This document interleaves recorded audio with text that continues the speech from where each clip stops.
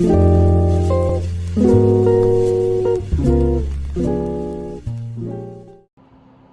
so I just moved to a new house, and in the process I got my monitor very dirty. So I'm going to take this opportunity to show you guys how to clean your monitor. You need some sort of cleaning cloth. I use this reusable microfiber. You can also use this lens cloth that looks like that. But I'm going to be using this one. Okay, so I accidentally made the whole thing wet, but ideally you want to have like some of it dried, so grab another cloth.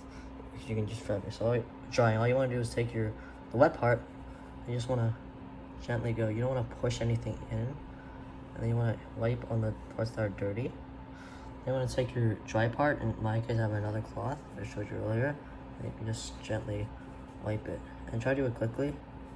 And the reason I'm using filtered water is because tap water has like calcium, metal, those things that you don't want to build up on your monitor, minerals. So I'm just using filtered water and then cleaning up with dry. And then now look at that, pristine. There's a little here, but just to make the video short, I'm just gonna clean it off screen. See you guys.